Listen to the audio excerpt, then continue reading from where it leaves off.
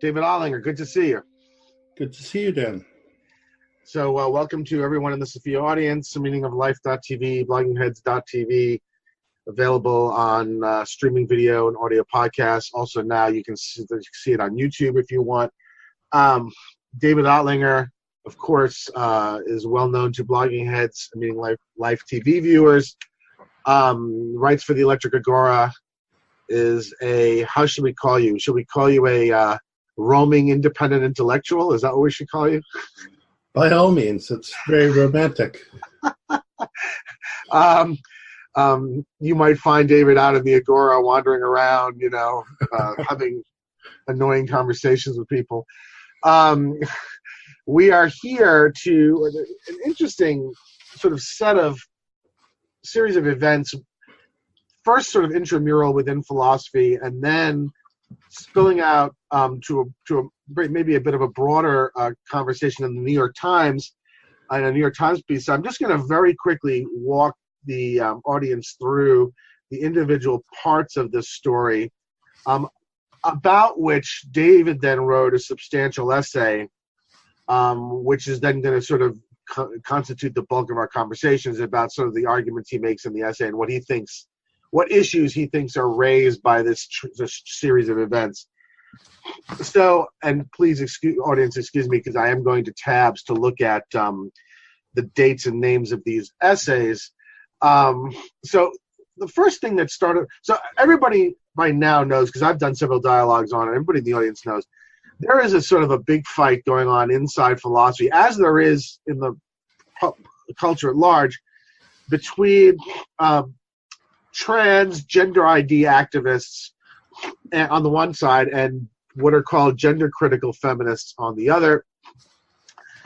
The arguments and fights are largely getting all their heat from practical effects on the ground that are going to be determined by the way this argument goes, having to do with things like whether we should continue to maintain sex-segregated bathrooms as opposed to gender-segregated bathrooms, meaning that you go into the bathroom that your anatomy works with as opposed to what you identify with, or vice versa. The questions of sex-segregated sports, whether women's sports should allow male-bodied people who identify as women to participate.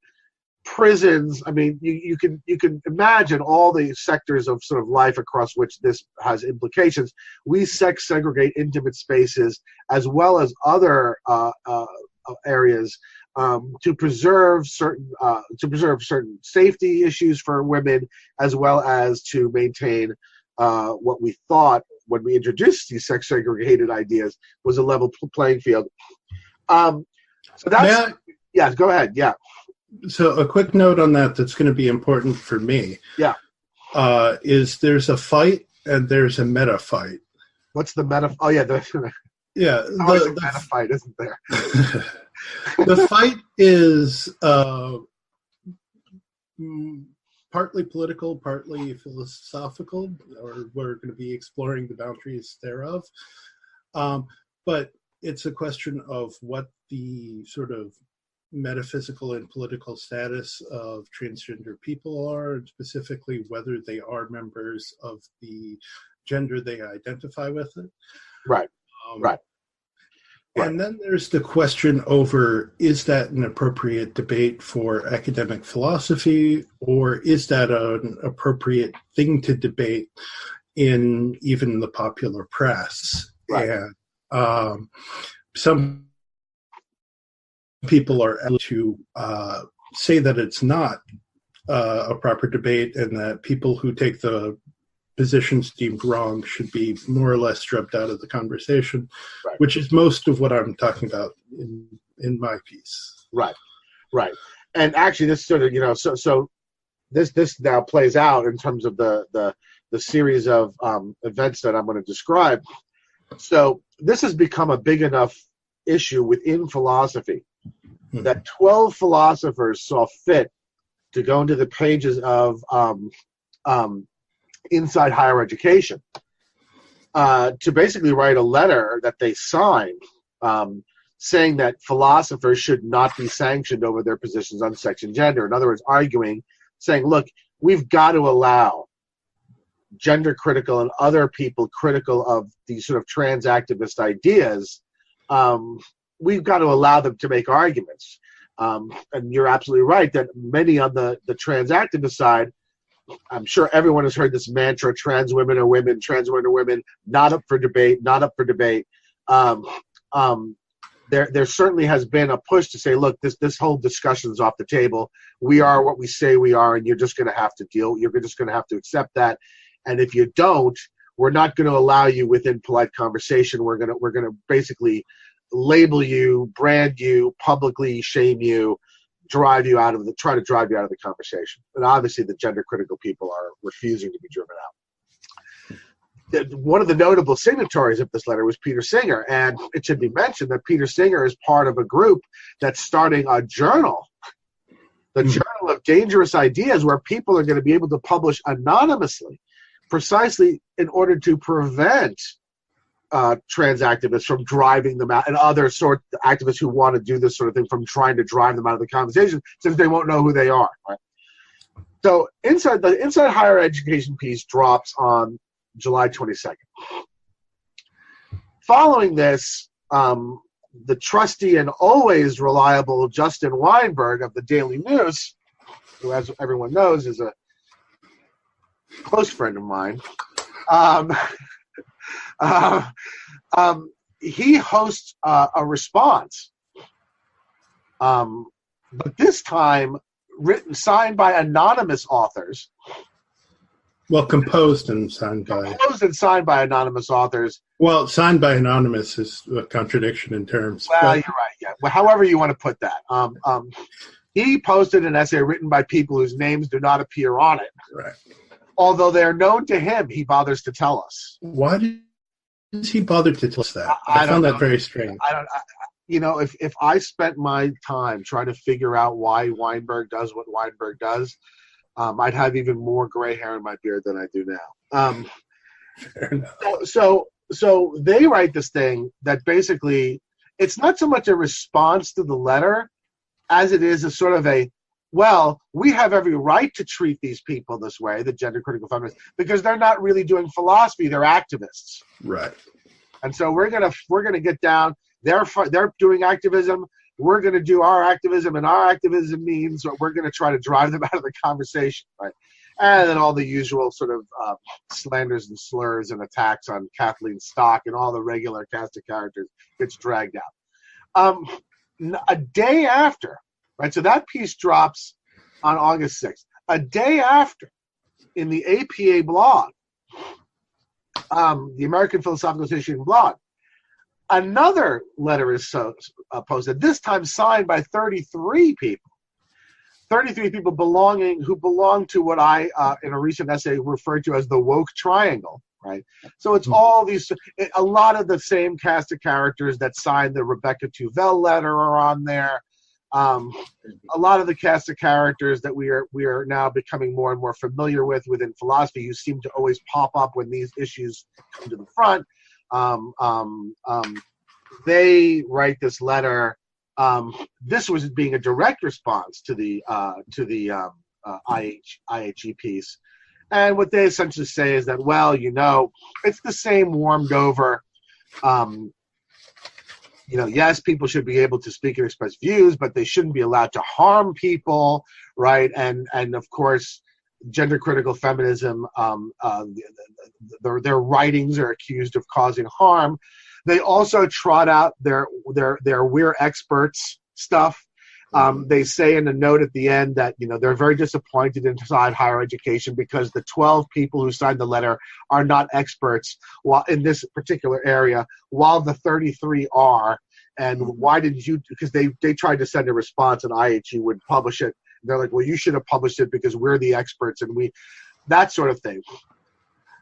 Then in the New York Times, on this was August 13th, in the Stone, Agnes Callard published a piece entitled "Why Philosophers Shouldn't Sign Petitions," and you and I discussed this a little bit off camera, and it does appear that she's not really taking a side in this. Presumably, she would object just as much as of the letter signed by the 33 as to the letter signed by the 12. But what she essentially says is that, look, philosophers should be in the business of making arguments. If your argument is good, it doesn't matter who wrote it, and so there's no point in having the signatures. And when you put the signatures, what you're essentially doing is trying to make an argument from authority. You're trying to tell people they should accept what you're saying because look at these fancy people who have signed it. And so that's where that's the scope of the series of events. I then wrote this very sort of snarky tart piece called The Woke Triangle, where I primarily was focusing on Weinberg's the Weinberg piece, or the anonymous piece that Weinberg posted. But you then wrote a much more, or less, yours was not sort of snarky and humor related. Yours was, sort of a serious effort to confront this. And I thought that it would be a nice way to discuss this whole train of events would be just to talk about your essay, because your essay is responding to and pretty much to this series of events. So maybe if you want to add anything to my summary of the train of events, please do. And then also, why don't you go ahead and say what the core elements of your essay are? Yeah. No, I thought that was a fine overview. So I was, in my essay, trying to focus mainly on the daily news piece, which caused, I think, quite a sensation in philosophy world. Well, yeah, Justin closed comments, so you couldn't comment on the piece, but discussion kind of erupted in philosophy Twitter, and I'm assuming in other places that I don't check out, maybe Facebook and stuff, but certainly philosophy Twitter, there was a lot of discussion of it. So yeah, you're right. And I'm particularly, what I found really interesting was this kind of notion of activism, which is used to critique the original position. But I guess we should start with the original position by the 12 leading scholars at Inside Higher Education. And I don't think it'll take much time, because it's a very traditional Millian type argument. Yeah, it's a straightforward liberal, no platform and censor people. It's don't platform and censor people because someone may deplatform and censor you, because how do you develop a principle which can adequately distinguish between the views which are worthy of censorship and the views that are not worthy of censorship? And as it points out quite usefully and quite properly, philosophers make sort of emotionally frustrating, politically relevant, and potentially quite incendiary arguments all the time, many of which in retrospect look pretty good or pretty important to other philosophers. You mentioned Peter Singer being a signatory to this piece. Peter Singer has famously, endorsed, at least under some circumstances, infanticide, active euthanasia, even bestiality. Heavy petting was the name of that article. Yeah, heavy petting. And so he certainly has been, and I know that he's been no platform by disability groups. Yep. And attacked. But even, you go way back. I mean, think about the abortion debate, right? Or the affirmative action debate. I mean, I edited an entire volume for Stephen Kahn back in the 90s on the affirmative action debate. And there were anti-affirmative action pieces in there that I'm sure made people very upset and angry. And so this is not new, right? Right. No. With the reflection that this is not new, I think I'll more or less set that aside, because we have, for one thing, we discussed liberal principles of free speech in the past. Yes, we have. And for another, I think people are basically familiar with this argument. If you start deplatforming gender critical feminists, it's reasonable to think that other people are going to turn around and use that kind of warrant to start deplatforming and censoring people that they don't like. Right. So that brings us up to the Daily News response piece and the this weird sort of counter letter, which is at least signed. But in many ways, the most interesting was the Daily News piece, which is written by our 3 anonymous non-signatories. And it's called Recognizing Gender Critical Feminism as Anti-Trans Activism. And to use the English expression, it does what it says on the tin. It's supposed to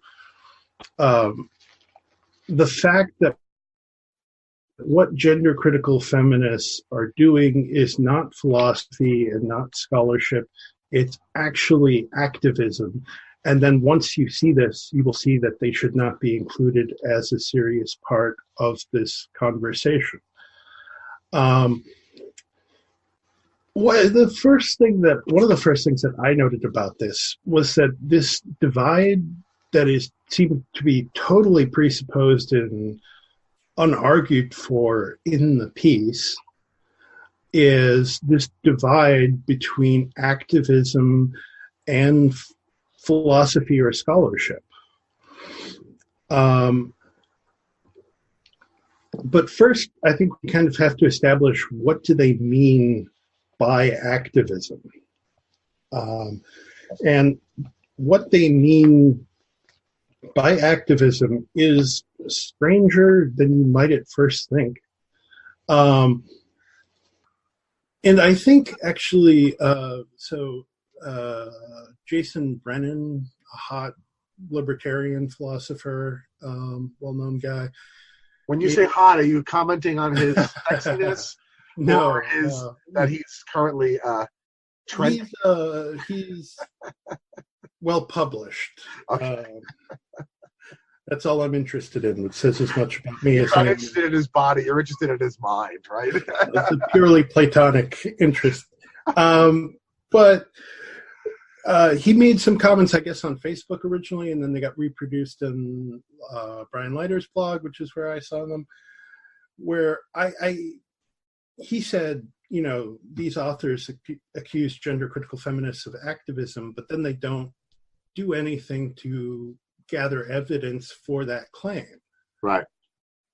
I think that's not quite right. That misses the mark, because they are they do support the claim they make. It's just their definitions are so idiosyncratic that the average person, even the average trained philosopher, can miss what they say. Yeah. So what they mean by activism is something a little peculiar. So I'm going to just read one sentence that I think is very important. There, that is the gender critical feminists, writings and behavior are best understood as aimed at achieving their activist ends, such as preventing trans women from using facilities designated for women or making it more difficult for trans women to be legally recognized as women. That's a very key statement. So what the gender critical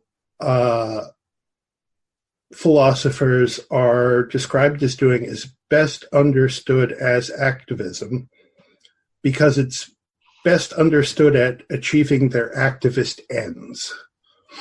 And so what they're referring to as the activism of the gender critical feminists isn't anything they're doing sort of extramurally, anything that they're doing, sort of donations they're making, time they're giving, contacts they're making, etc., outside of their research.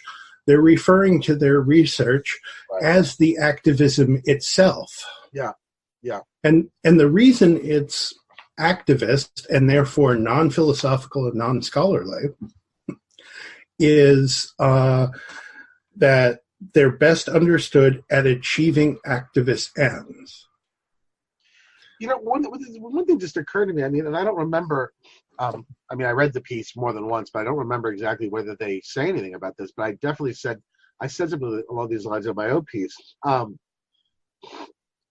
they ever comment on the fact that all the trans active identity writers are also trying to achieve activist ends? Never. I mean, that whole literature is there for the purpose of trans liberation.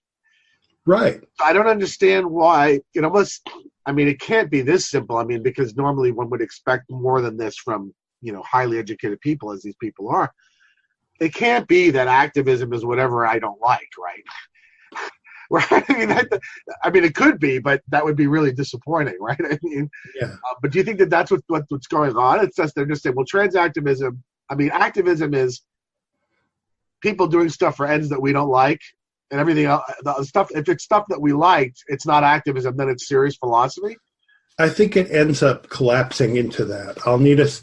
We'll have to put a pin in that for the time being.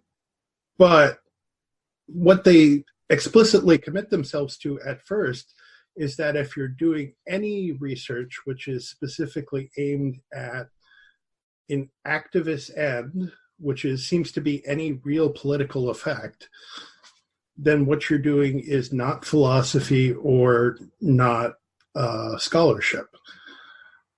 So Judith Jarvis Thompson's A Defense of Abortion, which was before Roe v. Wade, would count as activism on this definition. Well, let's go through. Yeah. All right. So I'm just going to take their sentence and then just switch out some words, see how it hits your gut.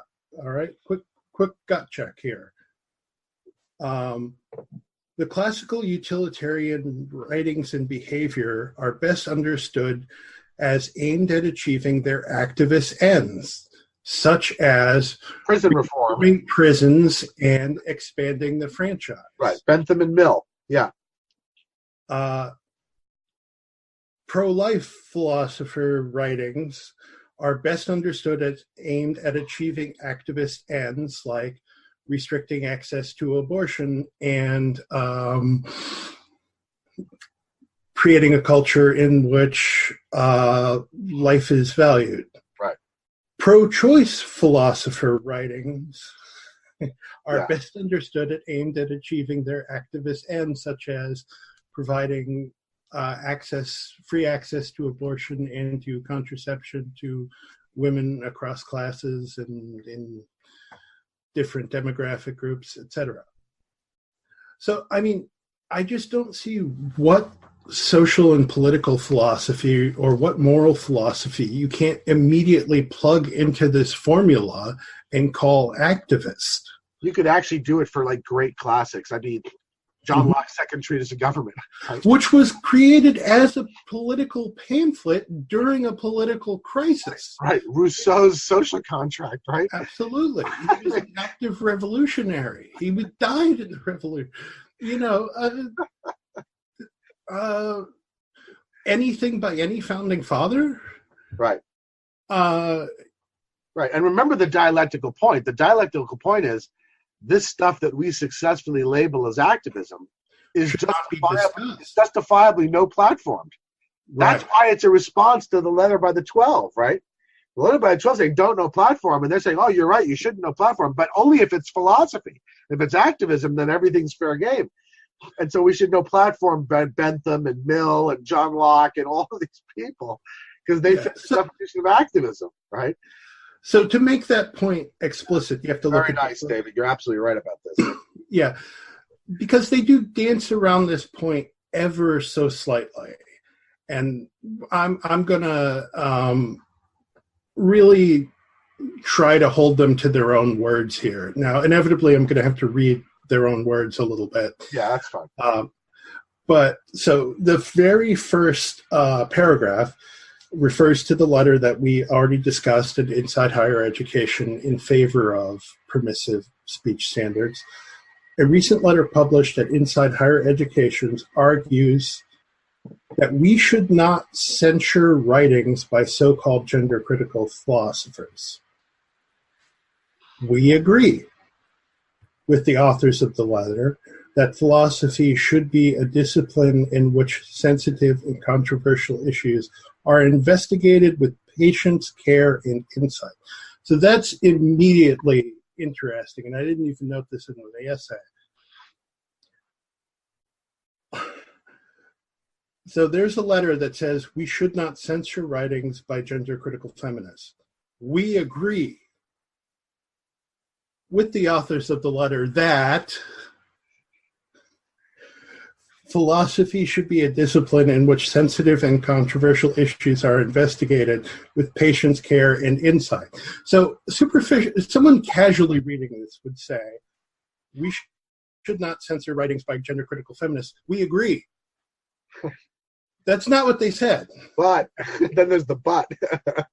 Well, and then we get to the but, which is even further eluding, further kind of making their meaning opaque here. But what they affirm with the we agree, which is almost immediately read as affirming the prior proposition that we should not censure, which is a word they introduced into the debate, censure. Yep. Should not censure gender-critical feminists. No, they're actually affirming not that proposition, but the proposition, the banality, frankly, that philosophy should be a discipline in which sensitive and controversial issues are investigated with patience, care, and insight. Right. The but is that this isn't philosophy, so we can do whatever we like to it. Yeah, and the next sentence begins, but gender-critical writings, which the letter defends, do not advance us toward this ideal. So you should not be censored unless you don't advance us towards this ideal, and gender-critical feminists don't advance us towards this ideal. They use the word censure, all right?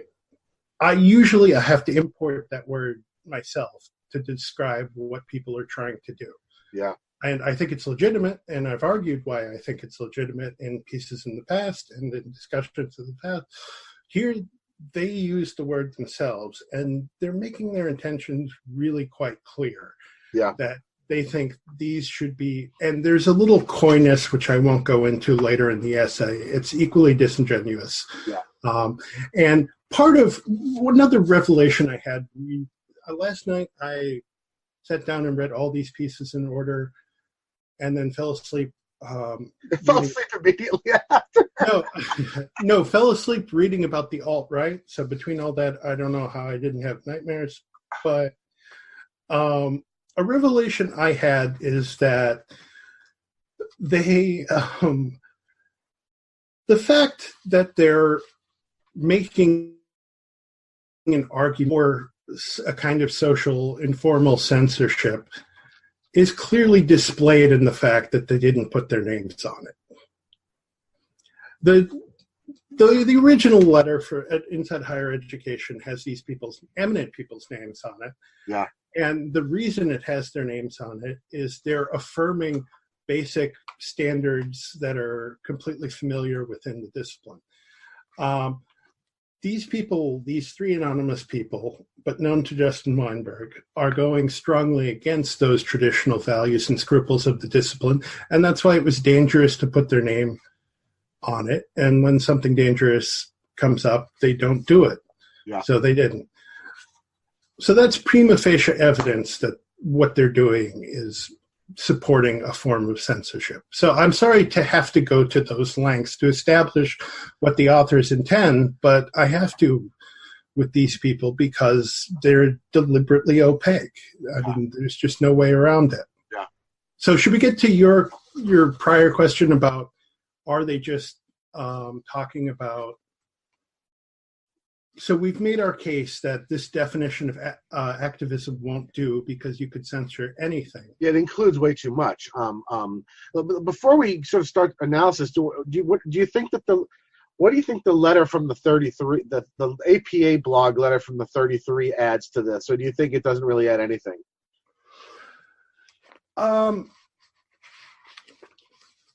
What does it add? Did you see that as developing the issues any further, or do you think it's basically just They're just coming in to put some name heft behind the anonymous Weinberg drive-by, because that's the sort of sense I got. So like, okay, well, these three people, maybe they're graduate students, who knows? I have some suspicions about who they might be, just given what's been going on in this whole area for the last year or so. But they're sort of these notables on the list of the 33, especially sort of Sally Hasslinger and Rebecca Kukla and others, like I said, who keep appearing every time one of these toxic spills occurs in philosophy. Do you think that they really just did that just to sort of get the backs of the anonymous Weinberg posters, or do you think that there's anything new in there? I thought the appeal to expertise was new in an interesting way, right? I mean, in that they're like, well, you probably shouldn't have even printed that letter from the 12 because they're not experts in gender stuff. We are, and here we wrote you what we think about it, and you didn't answer. I almost got a sense of sort of like insulted pride from this. But I don't know. How do you feel about it? Do you think that APA piece adds anything, or is it just getting the backs of the anonymous? I'd say mostly the latter. I found it, I mean, it's very short. It's like half a page. And I find it to be really terrible. It's such an embarrassing document that I actually think it's sort of interesting that these people were willing to put their names on it. And I think it only goes to sort of show the extent to which they are so ideologically captured in tunnel vision that they can't see how they look to everyone, right? I mean, they really think that they are so on the side of the angels. Yeah. That nothing is embarrassing, right?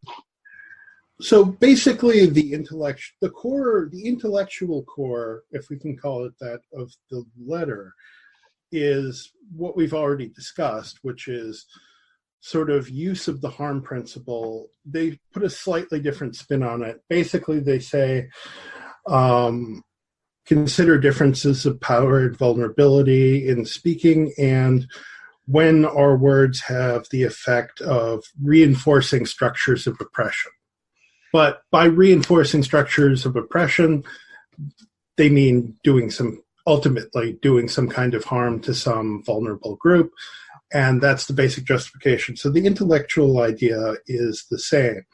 What struck me about this is there's one just incredibly sophistical argument. And then there's another, the rhetorically nauseating move was, and this ties in with your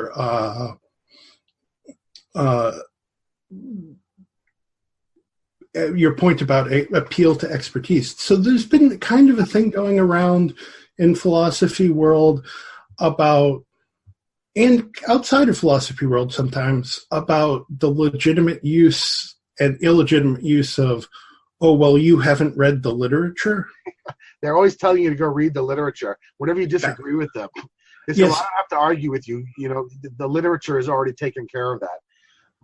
I think in the Daily News piece, they say that gender critical activists are making arguments that were already defeated in the 1980s. No, that was in the Daily News piece. Yeah, in the Daily News piece. Yeah. But, that's become a trope now.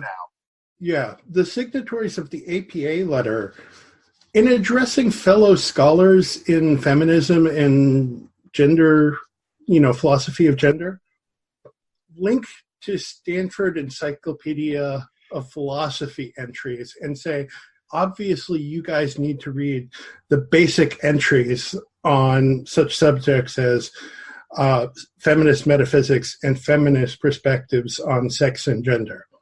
That's nauseating. Kathleen Stock and Holly Lawford Smith or whatever, all these people, whether you like them or not, whether you think their arguments are good or bad, they've read the Stanford Encyclopedia of Philosophy and a lot more besides. And linking to them with this imputation, I just found just made me sick. I mean, it was a really smug move. Let me ask you a question. This puzzles me. I'm wondering what your view of this is. First, let's bracket the question of whether this is ever an appropriate response to tell somebody to go read the literature, or to hand wave at the literature as if somehow that is a response, right? Right. But so let's bracket that for a minute, whether that's even appropriate to do at all. Is once you've done it, right? Mm-hmm. Why do you think it is that they think you haven't read it? In other words, maybe you read it and you just think it's shit. Mm-hmm. And I have to tell you, and this may get people whose side I am on sort of politically angry, but I'm sorry. I've done real metaphysics, right? There's nothing in feminist metaphysics I cannot understand. Okay, I guarantee you right now. Okay, I've taught seminars at the highest levels on on ontological commitment and on realism and anti-realism and Quine and Davidson and Putnam. Don't tell me that there is anything appearing in that literature that I couldn't understand half asleep or drunk. All right, it's just not that great of a literature. It's just not that sophisticated of a literature. Half of it is weird, bizarre continental stuff. Okay, that I'm sorry again to my dear friend Jane Clare Jones. What I've read of it, Butler and the like, is just shit. Okay, and so why do you think, is this just sort of a similar sort of thing to the sort of, we're so convinced of the morality of our position that we don't see what we look like to everybody else? Or is there something else going on? Why do you think it is that they sort of assume that you haven't read the literature as opposed to that you've read it and you think it's terrible, right? You couldn't possibly have understood it and not been convinced by it. But do you think they think that about anything else? Do they think that about epistemology? Do they think that about, I don't know, theories of, I don't know, properties and relations? They think it about other political things, but only a narrow subset of things. I've had some Twitter exchanges recently. But my conviction that these people are sort of that committed and that much true believers is not unempirical, let me tell you. It's just ironic that those are the people who are attacking the other side for being activists, right? I mean, I find that everything they do displays the posture of an activist and not a serious scholar, right? And then their response to criticism is to accuse the other people of being activists, which I just find very odd. I mean, surely they must know that people notice, right? On your point about see the literature, because they didn't invent this tactic. Postmodernists, who I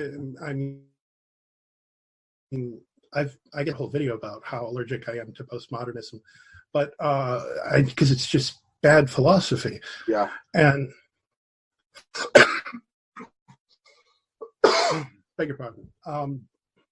But they always do this. It's always a postmodernist is talking to an analytic philosopher, and they say,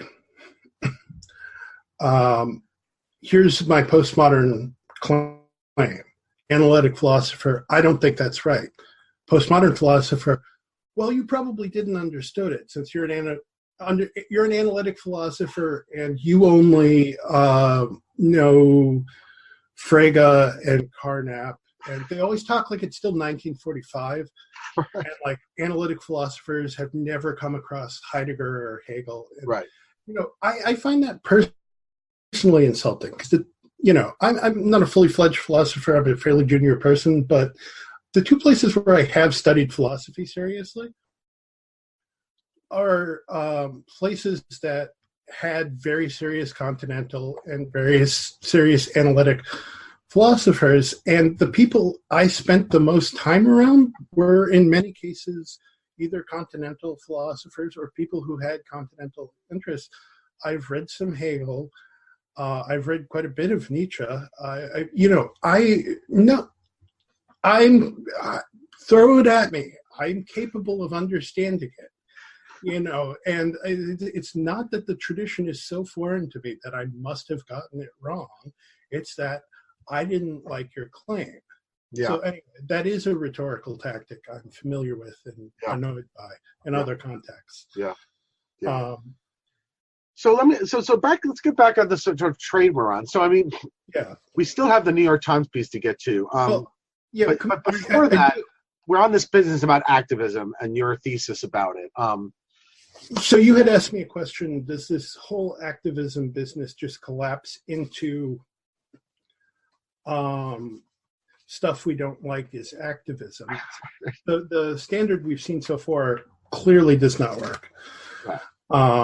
And I'd say there's a little more to the argument, but not much, which is the little more to the argument is they go through what gender critical feminists are saying, and they say it's so kind of full of factual inaccuracies and distortions and sort of manipulative, irrational rhetoric.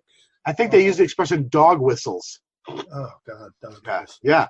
Remember, they say in the one point they say that the words male and female are dog whistles when uttered by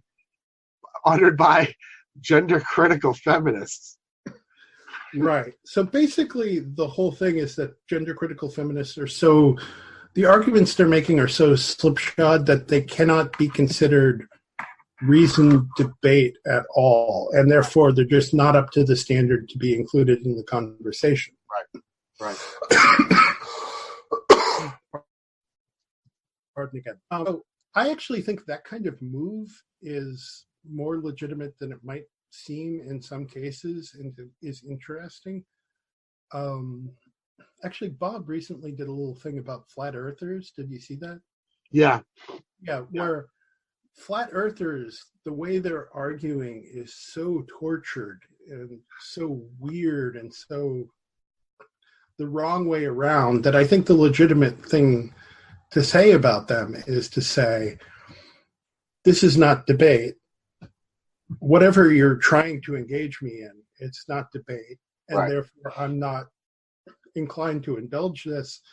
It's, this is not something I have to put up with. And no, you don't get a seat at the local school board for that reason. But look, there probably isn't going to be, though, a general principle that you can articulate that's going to disambiguate those, right? I mean, part of the problem I have with these people is they're behaving in a way that sort of breaks or undermines the sort of, how should I say, informal reasonableness that if it doesn't sort of govern conversations, you really can't have them, right? They're almost there's a kind of a deadpan credulity that they sort of engage in that I actually think it's really very dangerous what they're doing. Because, look, I can't come up with a general principle that's going to always rule out the flat earthers and not the gender critical feminists without having to exercise any judgments, right? That's can do it mechanically. The problem is that the way that these people are playing undermines the capacity to make those judgments, right? No, I agree. Yeah. I mean, one of the points I make is, yes, gender critical feminists engage in rhetoric. So do all kinds of other philosophers. I mean, how many of the titans of philosophy wrote in extremely rhetorical, florid kinds of ways that were deliberately emotional engaging? Yeah. I mean, Kierkegaard. Yeah. Second of all, what is rhetoric, and when do we know when someone's engaged in it? Third, is rhetoric always illegitimate? I mean, and when do you need to have an argument is itself a philosophical question. Right. At some point in ethics, you kind of, as Wittgenstein would say, explanations come to an end somewhere. And when you do and don't need an argument is a huge question. I'm so sorry. A little asthmatic. You have to survive to the end of the dialogue. I will do my best. But I mean, like, I was part of a class once where for the most of the class, we were reading Tim Scanlon and Christine Korsgaard. And those two authors have a fundamental disagreement about, do we try to answer the question philosophically, why should we be moral? Christine Korsgaard thinks that's absolutely essential. Scanlon thinks we can't give an answer to that. That's pre-philosophical. And you have to have answered that in order to engage in moral philosophy. And it's a very deep question within philosophy when those arguments are necessary. So you can't always rule people out because they don't have an argument. Sometimes they're not having an argument is what's most distinctive and important about them. You certainly can't rule them out for engaging in rhetoric, for we've already listed. So I just don't see any kind of reasonable standard. And the last thing I have to say is just the picture they paint of people like Holly Lawford Smith and Kathleen Stock and the other people they name is just clearly overwrought.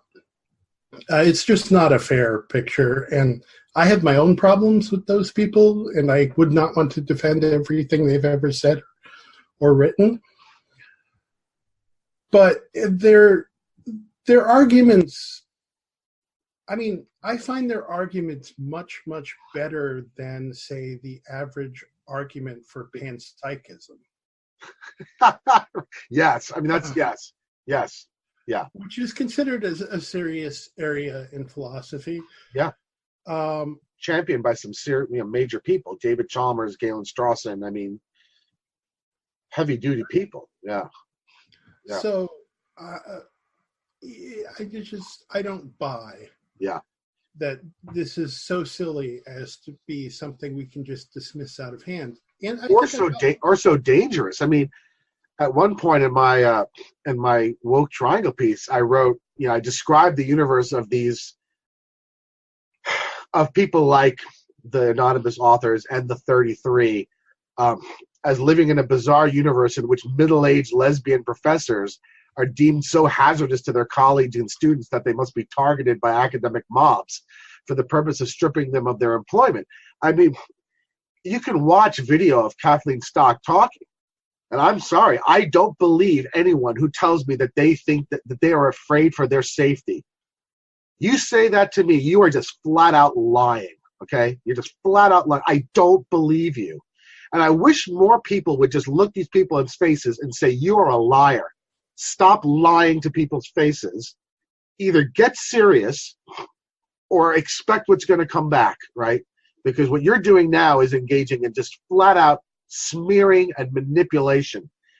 And I don't feel like enough people in our profession are pushing back hard enough against it. This is outrageous what these people are doing.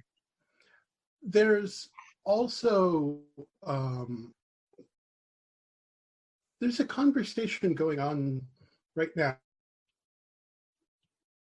not at all philosopher driven, not coming out of academic philosophy, but driven by journalists and political activists, and partly in response to the current terrible situation with Trump being president, etc. That we must have no restrictions on abortion, even very late in the trimester. Anna Marie Cox has done a whole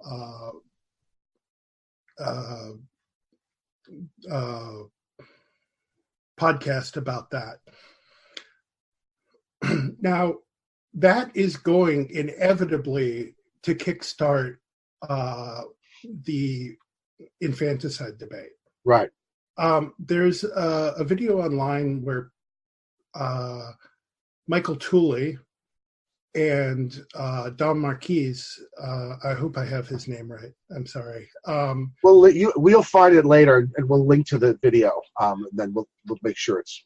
So those two people are prominent pro-abortion and anti-abortion people. Marquis particularly interesting because he's a monist and an atheist, but somebody who makes arguments against abortion as something ethical. Yeah. And they're both very well known in the abortion literature. And in general, Tooley in particular is a major philosopher. Yeah. At Colorado Boulder for many years. They both agreed in this video that if you don't restrict access to abortion all the way up to birth, in all through the third trimester, you're on the hook morally for infanticide. Yeah. And that's going to have to be a serious conversation within the abortion debate. Right. Now, once we're talking about infanticide, what level of moral danger have we not reached? Right. And so, by the way, the same people who are trying to convince us that Kathleen Stock is dangerous, which, or more peculiarly dangerous than any other horsefly on the flank of the state. Go on. Yeah. We're careening into this debate about infanticide that will come up within the next few years. Are you going to be on the same side saying that's too dangerous? Yeah. And I know they're not, because their ideology dictates. But I'm prepared to be consistent and say I will have that debate. The idea of infanticide being legally permissible and something that's institutionalized across the country makes me sick. Right. I mean, I think that would be a terrible moral failure of our society. But you don't think it. But you think it has to be discussed for that very reason, right? Yes, and I'm prepared to win that debate on its merits. Right. So that's my one comment on that. So, Agnes Callard in The Stone, she argues against philosophers participating in petitions. Okay. Of which both the initial 12 piece in IHE and the APA signed piece can be viewed as a kind of petition, okay? And her argument is very simple. It's that philosophers should make their points by way of arguments. If the arguments are good, it doesn't matter who's saying it. And the only reason, therefore, to have signatures is if you're trying to persuade people on some basis other than the arguments, namely the fame and stature of the people named. And I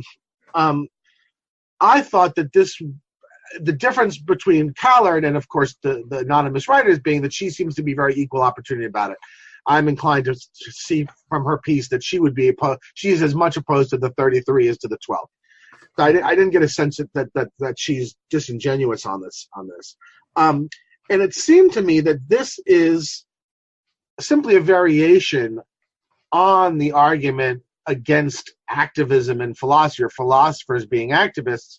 And what I wanted to know from you was whether you agree with that, and so whether your sort of response to the Callard piece is going to be the same as to the others, or whether you think that there's enough that's different with the question of petitions specifically that some further comment is required. And I also then, once we're sort of through that, I want to talk a little bit about what is the sort of appropriate place for activism and philosophy, because I have my own discomforts with certain kind of activist philosophy that maybe we could work through in closing. Yeah. Sorry, I just saw something in my hair, which I really hate. There we go. That's why I have this. Yeah, it works. Otherwise, you get what's underneath. So one thing I wanted to say about the Agnes Callard piece before saying anything about it is it's the one piece we're discussing today, apart from my own humble craftsmanship, which I really like and I think strikes me as really philosophically compelling and sort of interesting. And I haven't thought of a way to say this that doesn't sound left-handed when I don't mean it in any kind of left-handed way, but I thought it was sort of compellingly found her in medias res, kind of in the middle of thinking through an issue and thinking through an issue out loud and in public. Yeah. In a way that I think there's not a lot of incentives in academia today to get people to do that, but it's brave when people do it. And I like when people do that. Yes. And I think philosophical output is often far too polished. I think a lot of it, I think we should have a lot more of this sort of working things out in public. Right. As opposed to these sort of very scripted events that are philosophy papers. But yeah, go ahead. So I wanted to salute it for that. But it's an interesting piece. There's sort of the narrow conversation, the conversation we've been having about professional ethics within academic philosophy and publishing. And then there's the much broader question about what kinds of persuasion are appropriate in a deliberative democracy. And obviously the two things are intimately connected.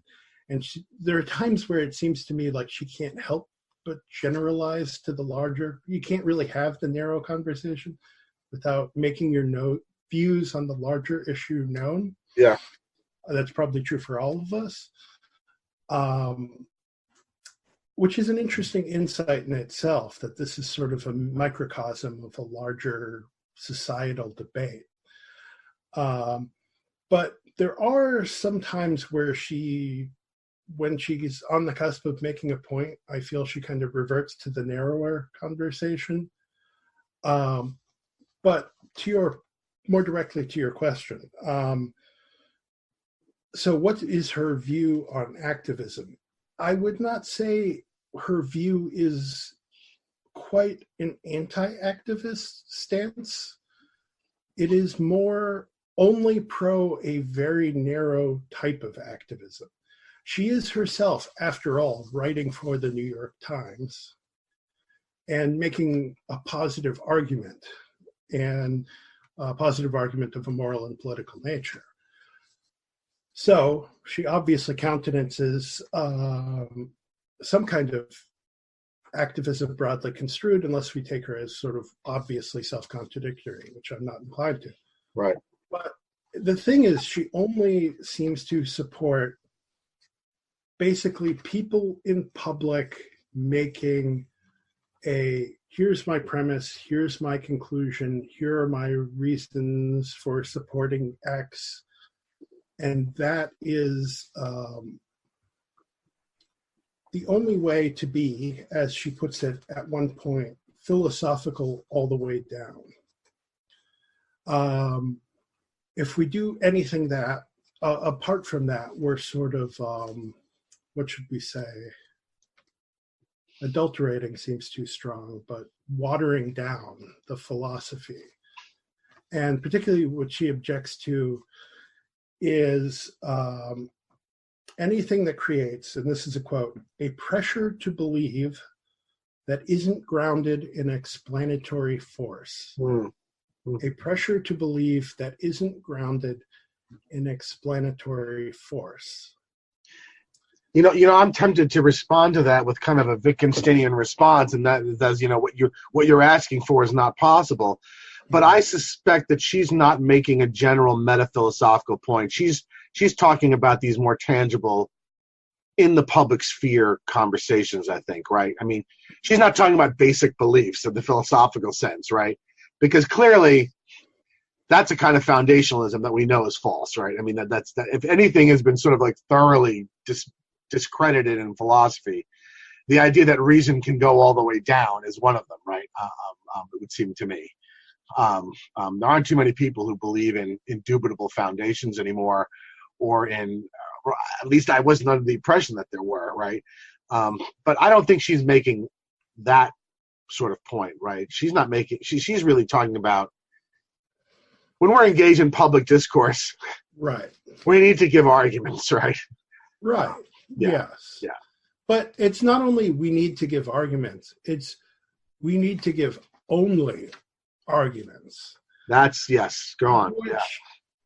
Yeah. That's where I think we get into trouble, and I think my sympathy starts to run out, my philosophical sympathy anyway, because it seems to me that if we're only going to view arguments and that narrow sense of arguments of here's what I think you should think and why, in prose, more or less,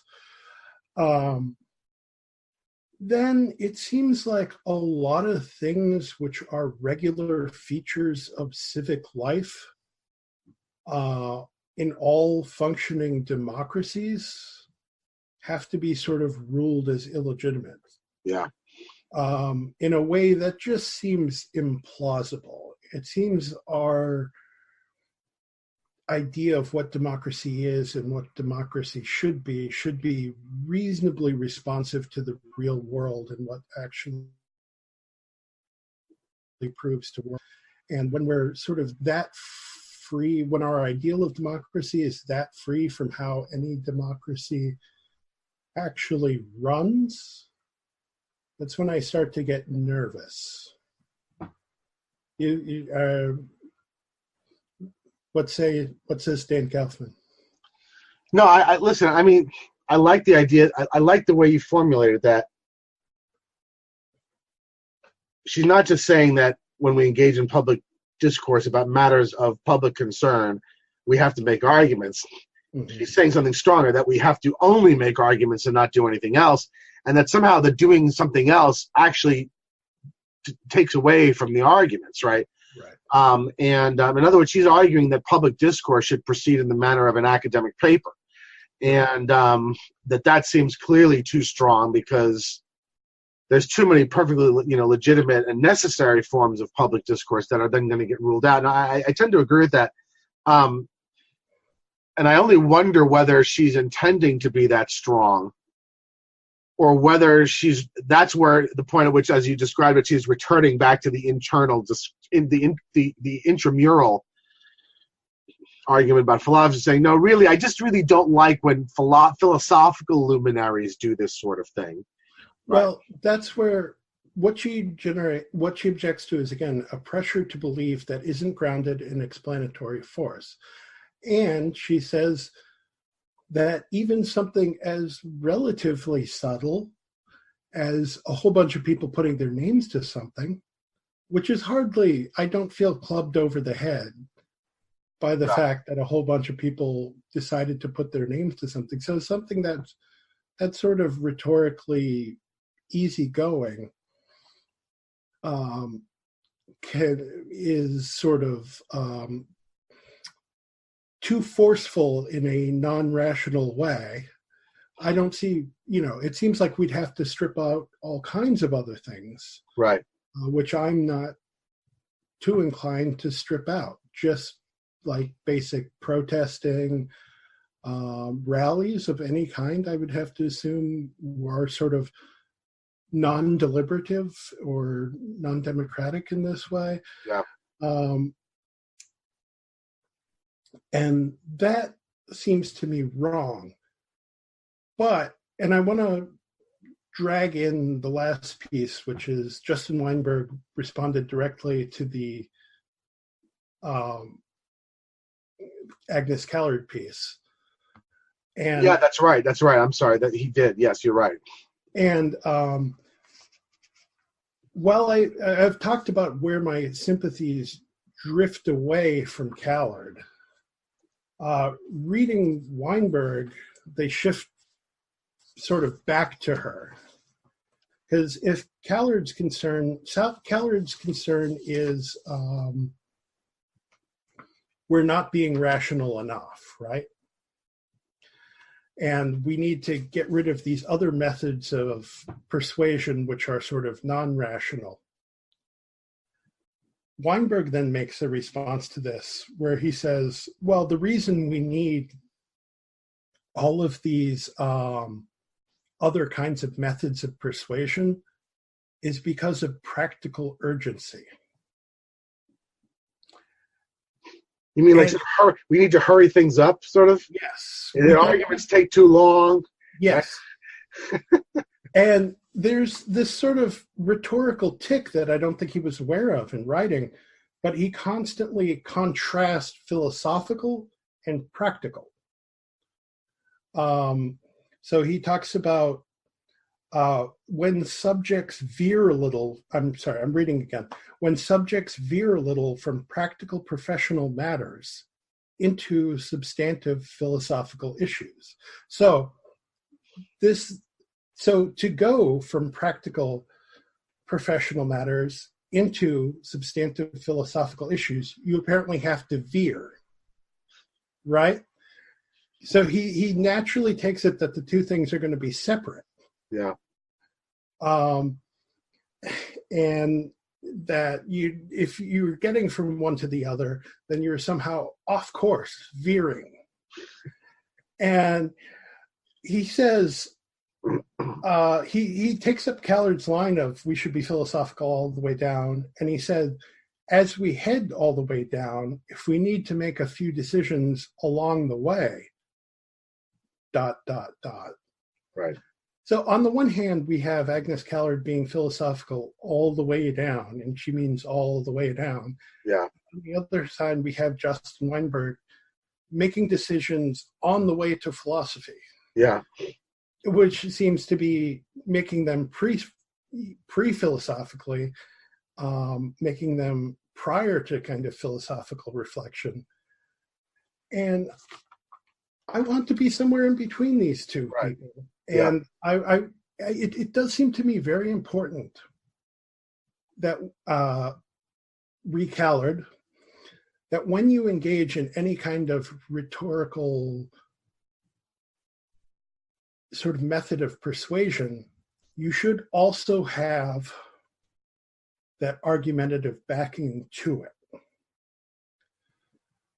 And that seems like Weinberg, from what he says, does not seem committed that you need to have that kind of rational element to it, because you just need to make it on the way down to philosophy.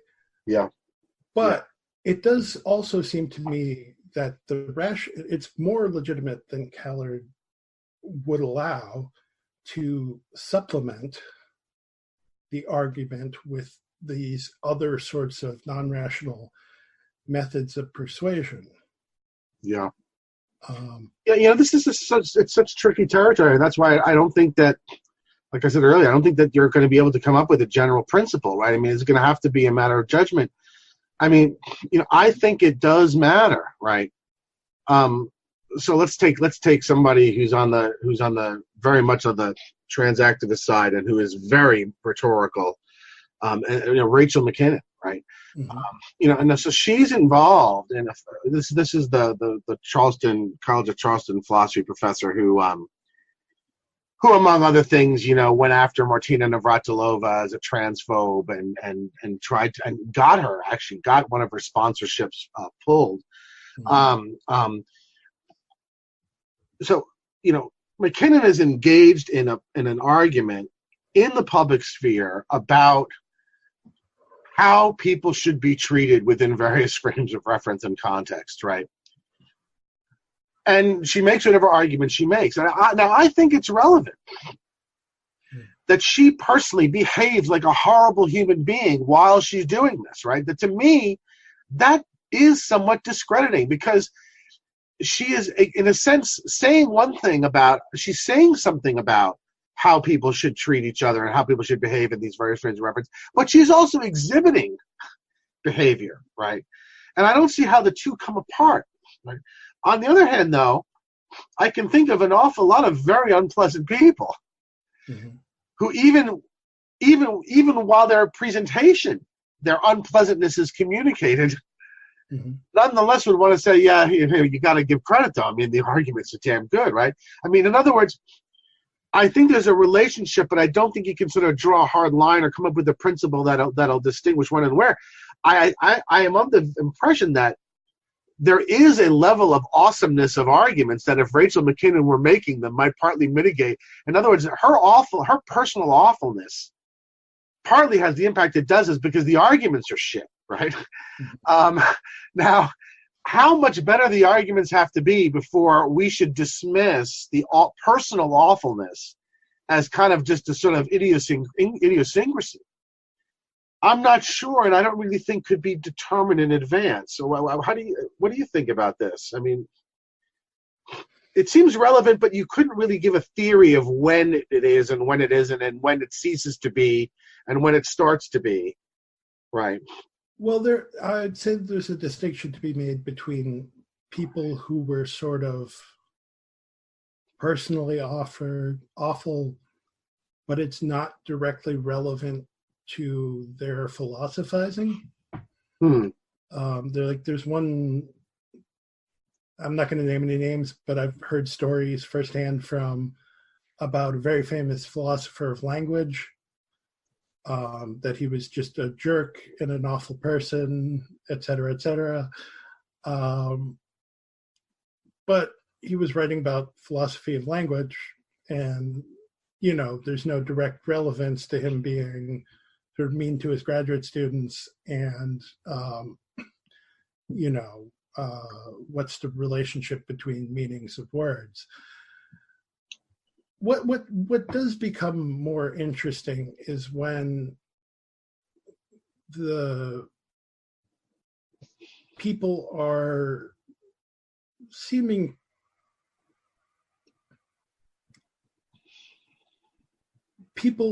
behaving in ways that seem to me unethical and in ways that are warranted by their own worldview.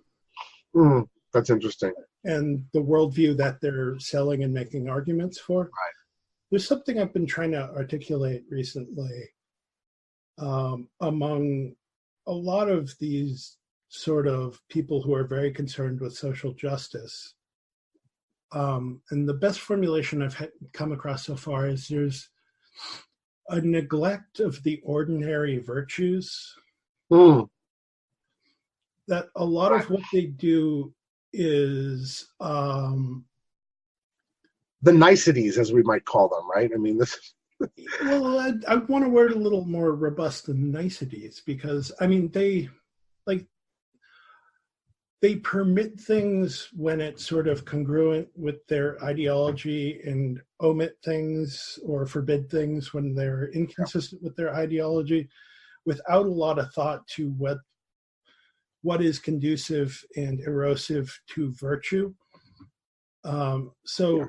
If you did something that you think was good for social justice, you're allowed to brag and go on Twitter or Facebook or whatever and brag and preen yourself up, and people will come swooping in and praising you and talking about what a great thing you just did, and you're such a badass and everyone's so proud of you, without thinking about self-conceit is generally considered a vice. Yeah. And I look at, I mean, these people are my political opponents in many ways, but I look at them and what they surround themselves with, and I just keep thinking, this is really bad for you.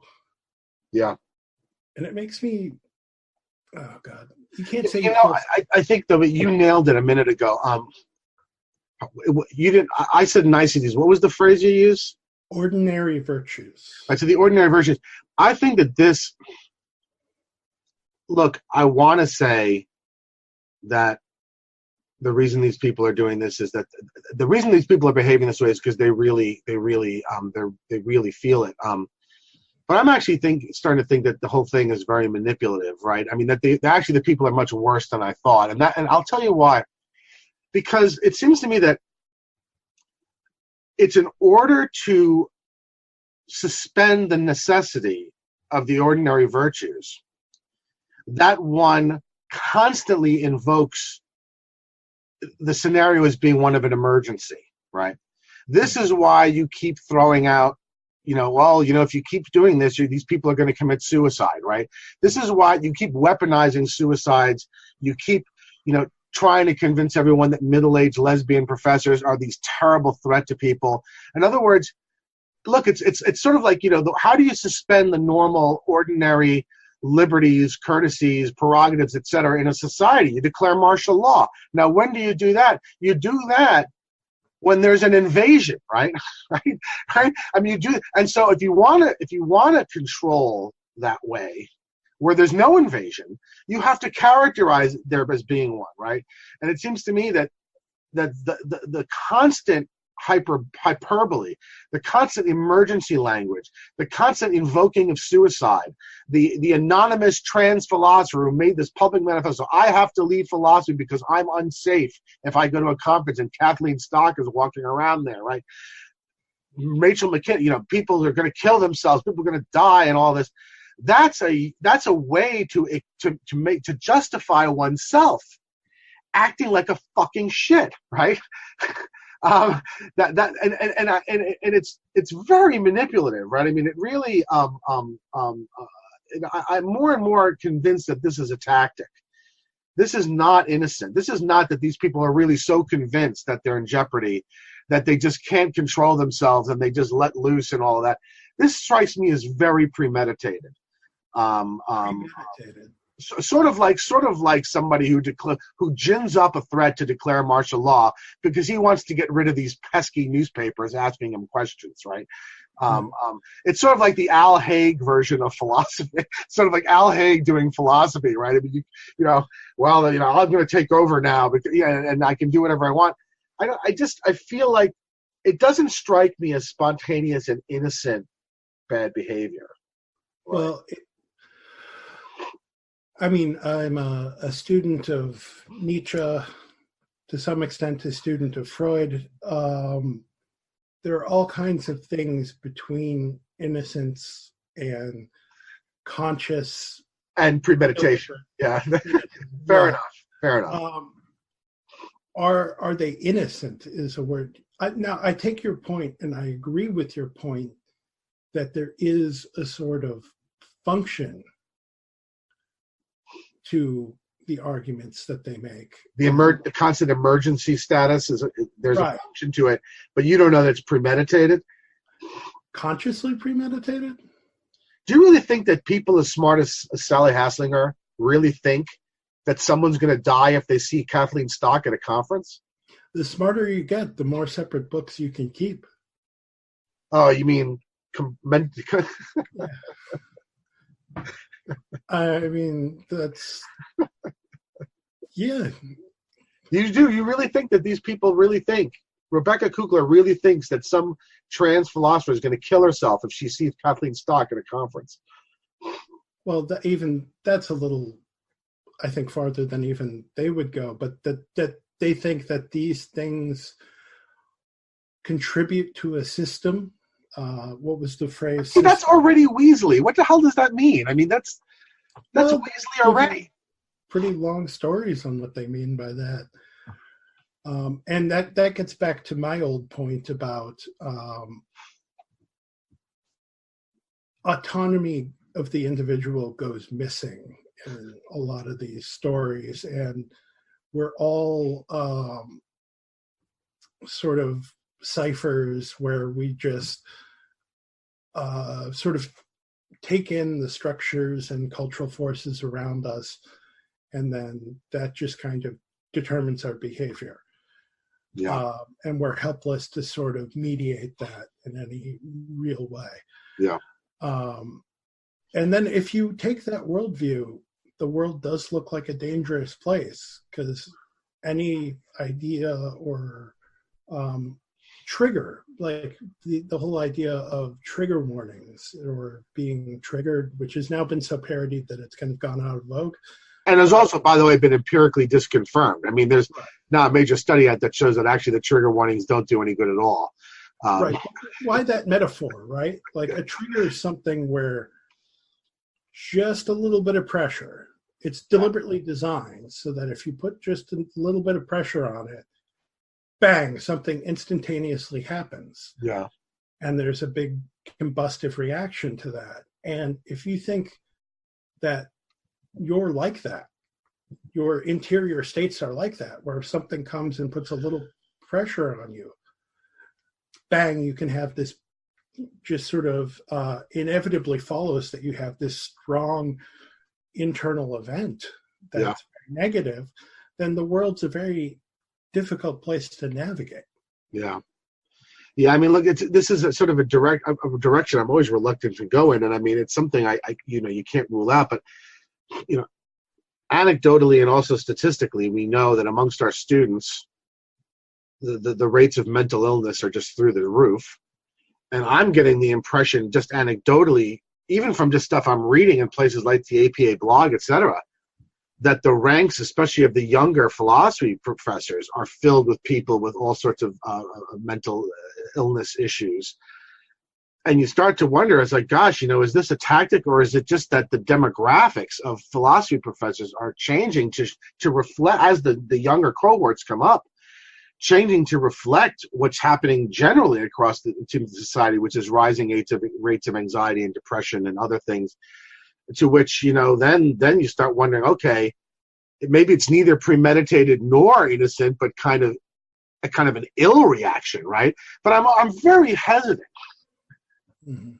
to sort of write off these people. I still kind of respect them too much to sort of say, okay, well, all right, you're clearly in the belonging in the sort of quote unquote padded room set, and I'm not even going to talk to you at all, right?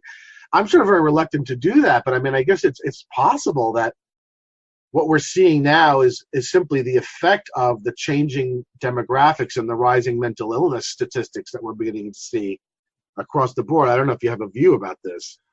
Well, I don't tend to accept that kind of explanation. Partly, some of the biggest troublemakers, the people who showed up on the APA letter, the people who have consistently sort of pushed this ideology, are more your age than mine. Yeah, are older members. Although I'm of the inclination that the sort of woke set is largely younger, right? I mean, it's not entirely younger, but many of the people on that list are sort of early millennials, it seems, right? I think that has more to do with them being the students of the older people. Yeah, fair enough. And like I said, I'm very reluctant. I'm very uninclined to go in that direction. Last thing. So in closing, let's forget about these people for now, and let's just talk about what we think about activism and philosophy. Okay. So one place that I think it's really not on is in one's teaching. Absolutely. If I'm teaching an applied ethics course and I'm doing the abortion issue, I damn well better not be teaching students in such a way that I'm trying to get them to agree with what I think is the correct answer on the abortion question. And so if I'm going to teach Judith Jarvis Thompson, I'm damn well going to find an essay arguing the opposite position that's just as strong. And that's exactly what I do. And I think it's unethical to do otherwise. That is not our job. Our job is not to convince our students to agree with us, right? Yeah. I'm less certain how I feel about academic research. Now, you clearly, because of what you've said, you reject this notion that somehow something having an activist end, an intellectual endeavor having an activist end, discredits it. Mm-hmm. I'm less sure. I agree with all the cases you gave. Obviously, Bentham is not discredited by the fact that he was trying to achieve prison reform. Mm-hmm. So maybe you can help me with where, from the point on teaching where you and I both agree, and the place where you are at this other side about that saying something as activist does not discredit intellectually, where is the point where it switches over? Right? Yeah. And what sort of, is there any research that's active, that has activist ends that you would object to? I guess. Yeah, probably. Well, I say that. Isn't philosophy supposed to be critical all the time? I mean, in other words, if you really convinced that this is the right thing, that's exactly the thing you should be examining critically the most, right? I mean, because philosophers of all people should be wary of self-deception and motivated reasoning and also stuff like that. So how can you ever be confident that your activist ends for your intellectual endeavors, i.e. your research, don't compromise the critical dimension of what you're doing? Yeah. So one note on teaching, I think, and I think you think as well, that it's fair for people in teaching. People have different approaches to teaching, many of which work. But it's fair to say, by the way, I think this argument's unanswerable, and in my writings about this subject, yeah, I tell the students what I think up front because I don't want them guessing. Right. But I'm scrupulous in the material I present, right, and how I present it, right, to not bias the presentation one way or the other. And one thing that I think will again agree is that you definitely can't do is if a kid gives you their final paper and it's arguing against your position, the position that you really hold and have told the class you really hold, like that's not, maybe it's an A paper, even though it's arguing against the position you think is right. And if Absolutely. You're not approaching it that way, absolutely, then I think there is a serious problem. And that sort of, if that's the way you're teaching, then deans should come in, deans or department heads or whoever should come in and make trouble with you, because what you're doing is no longer congruent with the purpose of a university. Right, you're indoctrinating, you're not teaching, right? I mean, that's right. Yeah. So yeah, I have no tolerance for that. As for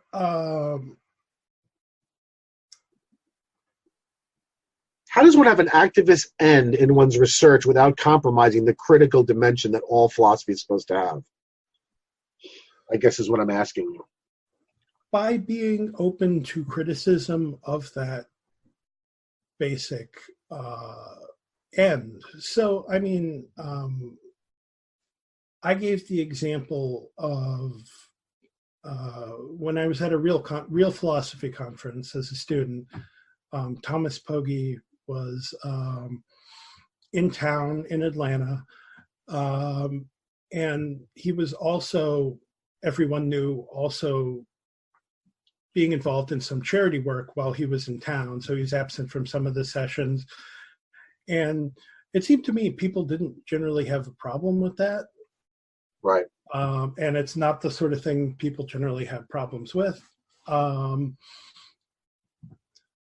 Where I think it would be a problem is if Thomas Pogge, as to my knowledge he's never done, got up and said, everyone who says that global poverty is not a moral catastrophe is a Nazi. Causing harm to the global, well, yeah. Well, if he said they're causing harm to the global poor and they're hurting the activism movement in order to alleviate the state of the global poor, then I would have a problem with what he's saying. So just to be clear, because Pogge's a real person, that's entirely fictive and I've made it up. Yeah. I don't wish to attribute those words to him or to anyone. And he's had other problems. He's been, which has no bearing on what you're talking about. Because you mentioned him in the piece, and I thought immediately, everybody's now going to jump on. Oh, isn't that the guy who was accused of sexual harassment? You can invent a fictional guy and tell the same story with it. You were using it for a particular purpose. Yeah. Put in Peter Singer, put in Peter Under. Yeah. So, if you're Pogge and these other people have a real activist commitment to alleviating global poverty, fine, I think. But if they start using that commitment to try to suppress any speech which seems to have the effect of inhibiting sort of his preferred political activism, that's when I start to have a problem. So if he said at some point, Bernard Williams, you have to shut up, you're hurting the global poor with all these arguments about why we don't have to be necessarily all that concerned as I think we should be. So that would be right. So let's be very, because I'm talking now about the actual research. Okay. Mm-hmm. So if Pogge in an article And a peer-reviewed article in a scholarly journal. Instead of engaging with the arguments of Williams, said, Right. well, we don't need to engage with his arguments because he clearly hates the poor and is trying to harm them. And by even by rehearsing his arguments, we are harming them. It's not quite authentic, Dan, because they generally say they don't care about motives. So he would say, whatever his motives, Bernard Williams is doing damage to the global power. Right. Okay. Right. So in other words, it sounds to me like what you're saying is, look, there's nothing wrong with activist ends with respect to research. The way that philosophy ensures, however, that those active ends don't undermine the critical, the essentially critical nature of the philosophical enterprise is through its standards and conventions, right? So, for example, there is an expectation that one is going to consider the objections of one's opponents, right? That's an expectation. You will get a paper rejected, right, if you don't adequately consider the objections that have been stated to your view, regardless of who made them, right? And what you think of the people who made them. And so you could argue that philosophy protects its critical function from sort of activism creep by virtue of its conventions and standards. That's to a certain degree why they're there, right? Yeah, and for instance, that a reviewer or an editor at a scholarly journal, if they are receiving a paper that's proposing that they suppress other kinds of views, I think they should reject that, or reject the passage, or reject the paper as improper, as not comporting with the standards of the profession. Yeah, I do. And my worry, however, I'm wondering whether this new round, and you saw, with Hypatia, mm-hmm. and now with all of these people who are working in these areas, I'm wondering if these standards are being eroded in the journals, or at least in some of the journals, which strikes me as very dangerous. Well, I mean, that's made very clear by the Daily News stuff that we've already talked about. Yeah. Where his kind of, Weinberg has had this sort of Solomonic attitude, the kind of, and these kind of people frustrate me the most.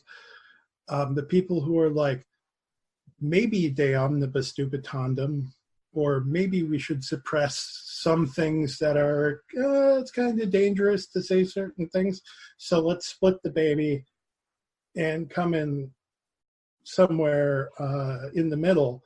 Yeah. Has criticized call-out culture's most excessive things, but he's also been kind of mush-mouthed about others. And this is where I have to say, no, this is a fundamental thing, and it's rational and reasonable for us to take a firm line here. Yeah. And I can't split the baby on this. This is too fundamental. Certainly, people in that woke triangle are calling upon journals to abandon these standards. It was explicit in the anonymous trans philosophers manifesto, I'm leaving the profession. At the end, there was a list of sort of demands. And one of them was that journal editors should no platform people making gender critical arguments. And so, there's certainly, and I would argue that the letter from the 33 flirts with that sort of idea by sort of seeking to delimit what is sort of considered acceptable inquiry to include arguments that create negative subjective feeling on the part of some person who's involved, who is of the sort being discussed, right? I see in there also a call for journals to sort of at least weaken these very important standards. And when you've got people like Sally Hassinger of that stature signing it, it worries me a lot, right? I mean, if the journals in any significant number abandon these standards, then I think the discipline as a whole will be truly compromised in a way that I'm not sure it will survive, right? I think this has already happened in other disciplines, right? Yeah. And we see different articles talking about that having happened in other disciplines. What was the name of that woman at NYU who got caught up in It was the great reverse Me Too. The Israeli woman, is it Ronit? Or, I forget. Ronell. The last name is Ronell. I don't remember the first name. It was found she was a sort of a continental-style Derridian theorist, who it turned out was like grotesquely sexually harassing a male graduate student for like years.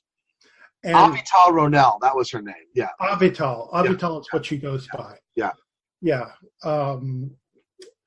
There was a response piece to that by somebody who had been a non-deconstructionist in literary theory.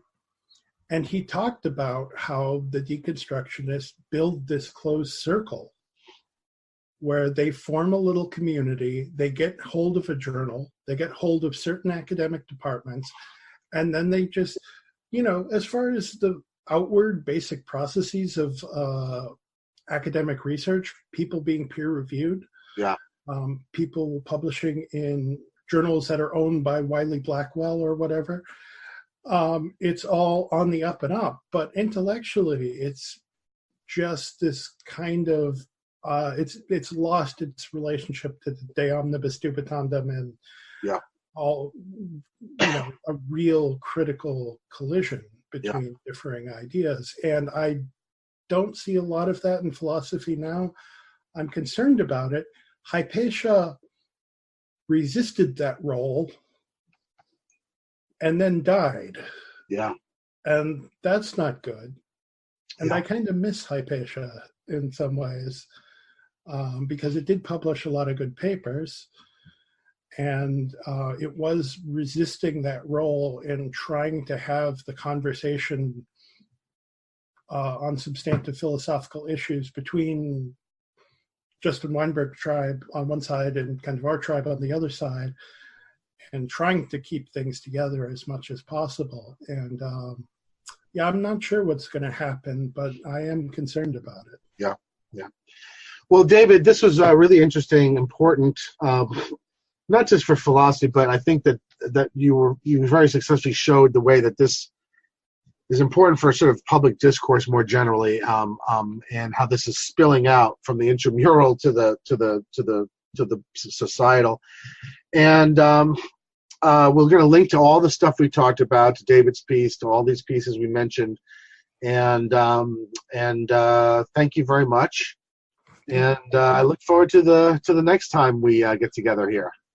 Yes, indeed. All right, man. Take care. Ciao.